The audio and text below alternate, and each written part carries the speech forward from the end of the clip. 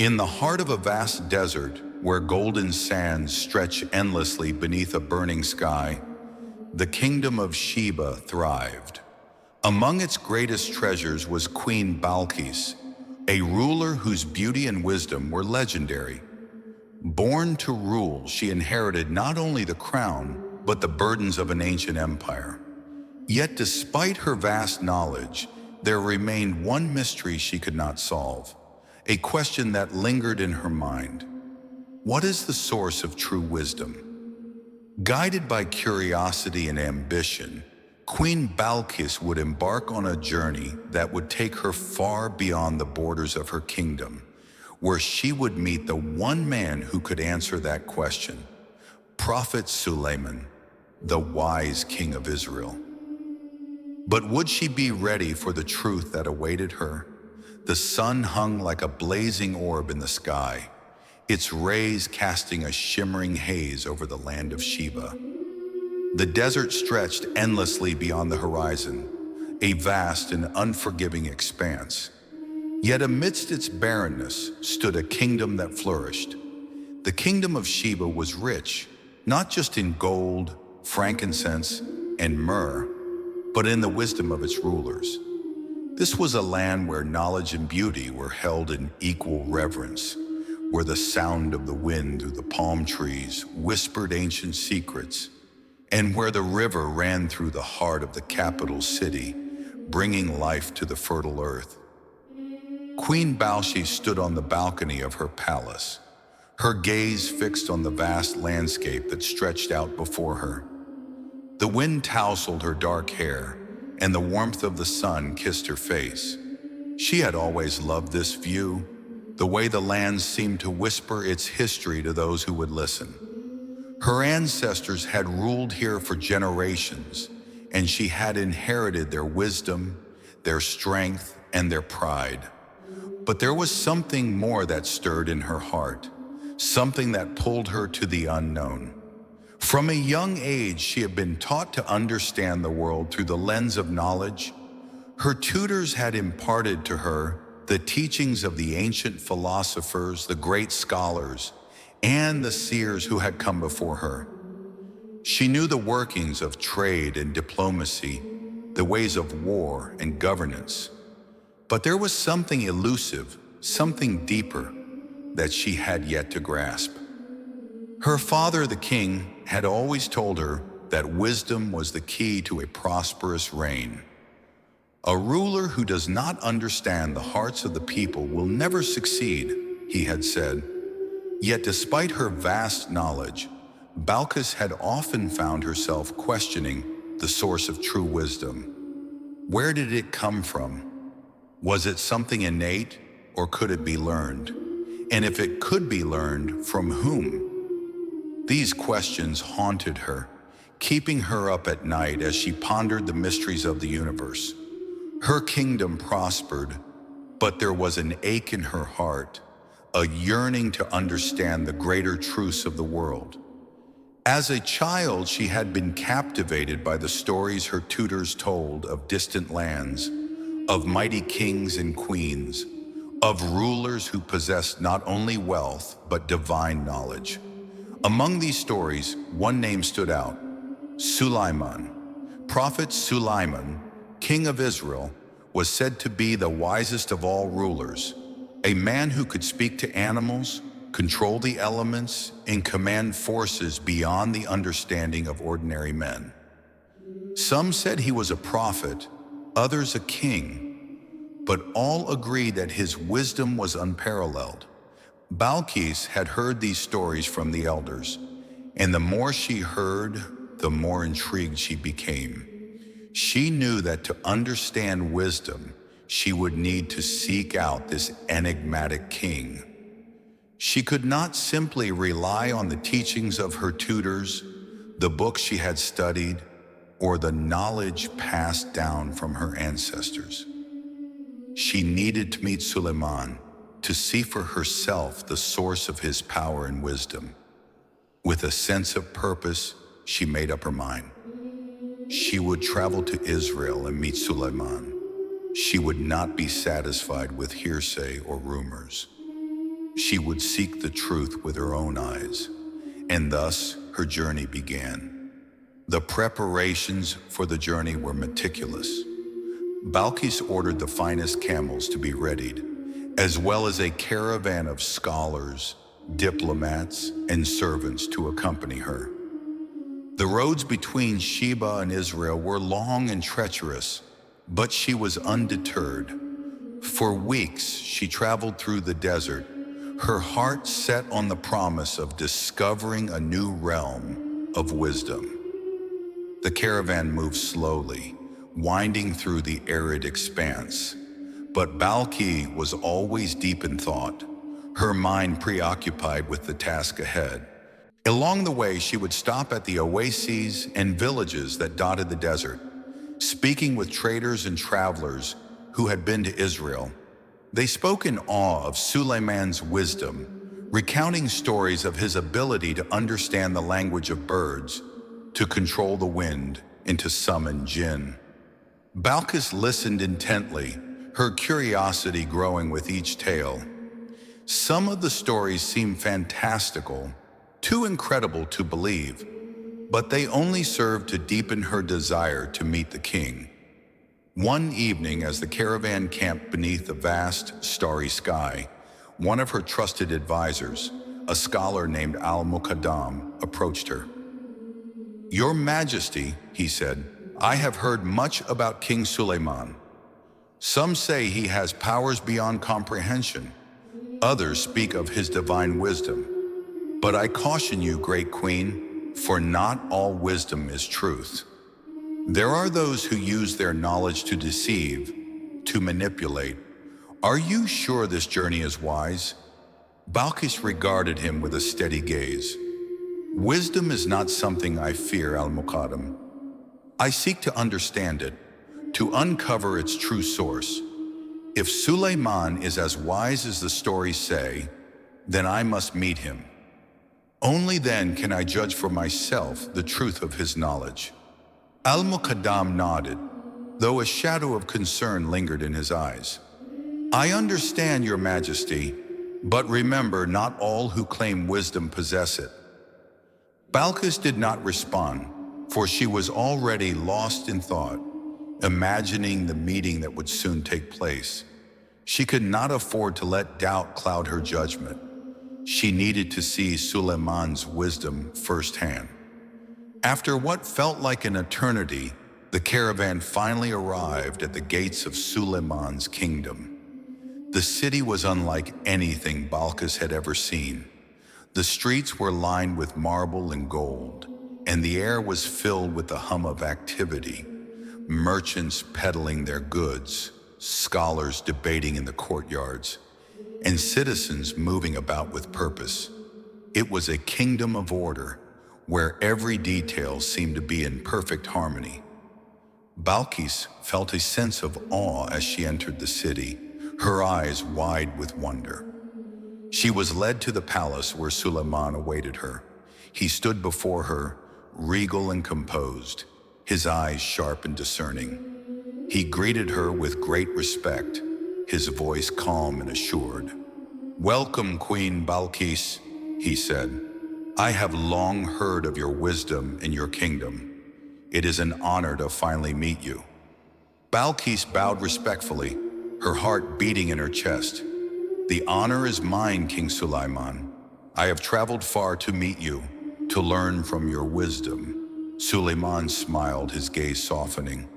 "Wisdom is not something that can be given freely, Queen. It is earned through experience, through humility, and through understanding. But I welcome your questions, and I will answer them as best I can." And so, their conversation began.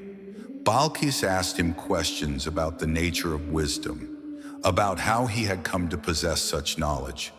Sulaiman spoke of the many trials he had faced, the lessons he had learned, and the guidance he had received from the Creator.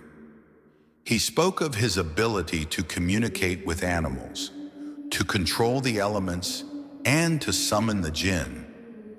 But it was not his powers that intrigued Balqis the most.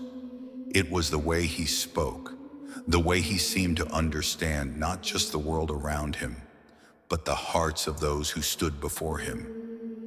As the conversation continued, Sulaiman turned the tables on Balqis. "Tell me, Queen," he said, "what do you seek in wisdom? What is it that you truly wish to understand?"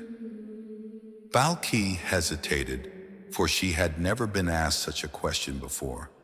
She had always sought wisdom for the good of her kingdom, but in that moment she realized that her quest was not just about ruling wisely. It was about understanding the deeper truths of life itself. "I seek to understand the source of wisdom," she said at last.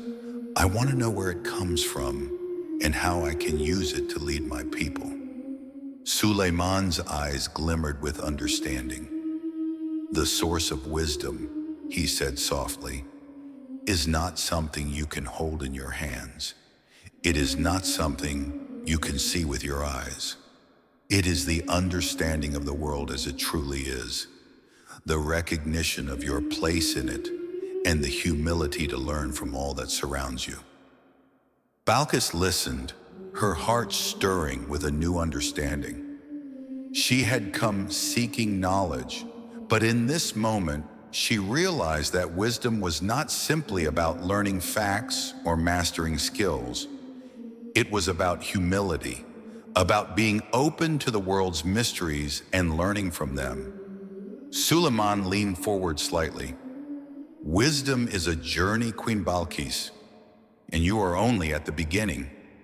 Sulaiman's words echoed in Balqis' mind long after their meeting ended. She had come seeking answers, but what she found was something far more profound, an invitation to embark on a journey of discovery that would stretch the very limits of her understanding. As they continued their conversations, Sulaiman posed a challenge to her. "Queen Balqis," he said one day, "you have traveled far to learn from me, but now it is time for you to test your wisdom. You see, wisdom is not only about what you know, but how you apply it. I will ask you a question, and if you can answer it, I will know that you have learned what you came here to understand." Balqis was intrigued. "What is the question, King Sulaiman?" Sulaiman smiled. "What is the most valuable thing in the world?" Balqis thought carefully, weighing her words. She had learned much from their conversations, but now she had to distill all her knowledge into one simple answer. She knew that wisdom was not about wealth, power, or even knowledge itself. It was about understanding the world and living in harmony with it. "The most valuable thing in the world," she said slowly, "is wisdom itself. For without wisdom, all the wealth, power, and beauty in the world are meaningless. Wisdom is the key to understanding life, to making choices that lead to peace and prosperity. It is the foundation upon which all else is built." Sulaiman nodded, his expression one of approval. "You have answered wisely, Queen Balqis. But remember, wisdom is not a destination. It is a path, one that you must continue to walk.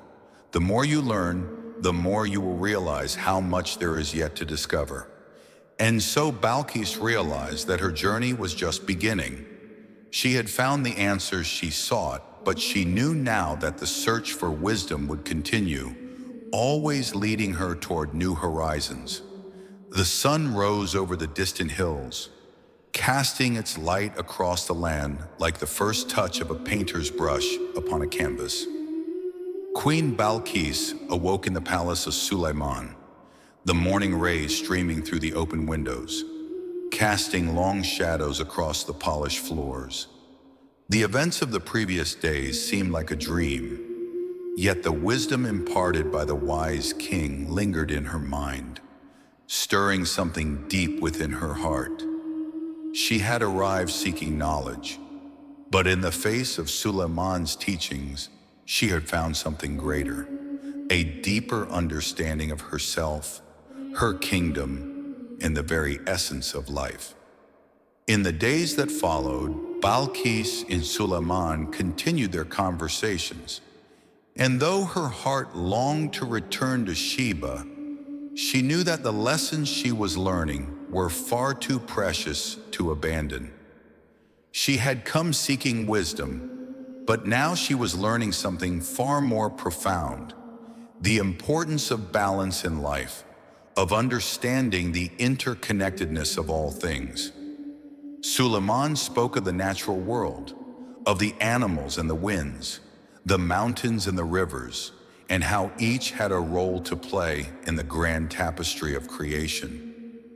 His wisdom was not simply about knowledge, it was about understanding the divine order of things, about living in harmony with the world around her. One afternoon, as they walked together through the palace gardens, Suleiman stopped by a fountain, his eyes distant.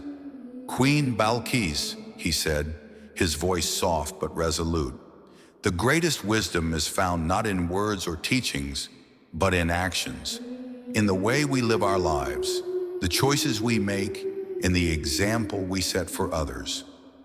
You are a queen, and your actions will shape the future of your people. But wisdom, true wisdom, comes from the heart. It is in the way you see the world, not just through your eyes, but through the eyes of compassion, understanding, and humility."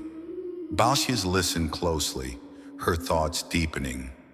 She had always believed that wisdom was something to be sought through study, through the accumulation of knowledge. But now she realized that it was not just about knowledge. It was about living the truth of that knowledge, embodying it in every action, in every decision.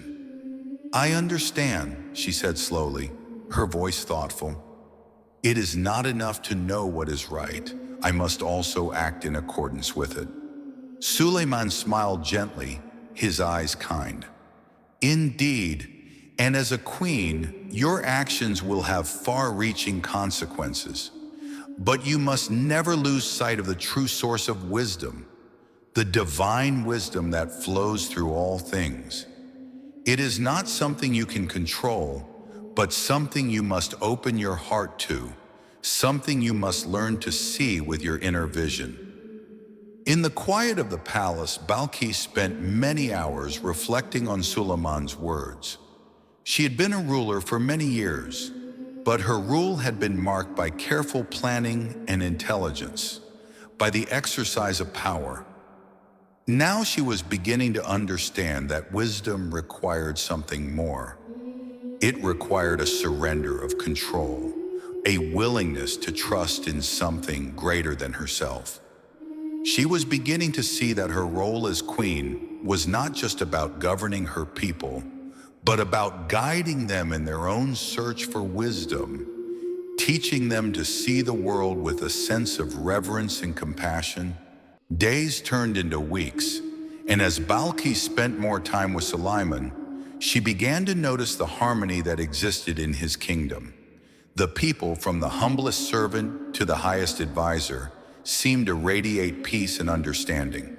There was no discord here, no unrest, only a sense of unity and purpose. It was as though Suleiman's wisdom had permeated every corner of his kingdom, shaping the very fabric of society. The animals were treated with respect, the land was cared for, and the people lived in a balance that seemed almost perfect. And yet, despite the serenity that surrounded her, Balqis could not shake the feeling that her journey was not yet complete. She had learned much from Sulaiman, but there was still a part of her that yearned for something more, something deeper. She knew that true wisdom was not a destination. It was a journey, one that she would have to continue on her own, in her own time, and in her own way. But she also knew that Sulaiman had shown her the path, and for that, she was eternally grateful. One evening, as the stars began to twinkle in the sky, Sulaiman turned to her with a question. "Tell me, Queen," he said, his voice thoughtful, What is it that you seek now? You have learned much, but there is still a journey before you. What is it that your heart desires? Balqis paused, her mind searching for the right words. She had traveled so far, not just physically, but emotionally and spiritually. She had come to Israel seeking wisdom, and she had found it, not just in Sulaiman's teachings, but in the quiet moments of reflection, in the way he lived his life with such grace and humility. She realized now that the true essence of wisdom was not something that could be taught. It was something that had to be experienced, something that had to be lived. I seek to return to my kingdom, she said at last, her voice steady. I have learned much here, but now I must go back to my people. I must share what I have learned, not just with words, but with my actions. I must live the wisdom I have found and lead my people with a heart full of understanding and compassion. Sulaiman nodded, a look of approval in his eyes. Then you are ready, Queen Balqis. Go, and may your journey be guided by the wisdom of the Creator. Remember that wisdom is not just about knowledge. It is about living in harmony with the world around you, about understanding the divine order of things, and about seeing the truth in every moment. As Balqis prepared to leave, she felt a sense of peace settle over her. She had come to Israel seeking answers, but now she understood that the answers were not to be found in the teachings of any one person. They were found in the quiet spaces between thoughts, in the moments of stillness when the world seemed to fall away. She had learned that wisdom was not a destination, it was a way of life, a journey that would continue for as long as she drew breath. And so, with a heart full of gratitude and a spirit alight with understanding, Queen Balqis left the palace of Sulaiman, carrying with her the wisdom she had sought. The road ahead would not be easy, but she was no longer the same ruler who had arrived at Sulaiman's court. She was a queen transformed, a woman who understood the true nature of wisdom and how to apply it to her life in the lives of those she governed. The path was hers to walk, and with the lessons she had learned, she knew that she would lead her kingdom into a new era of peace and prosperity, guided by the light of true wisdom.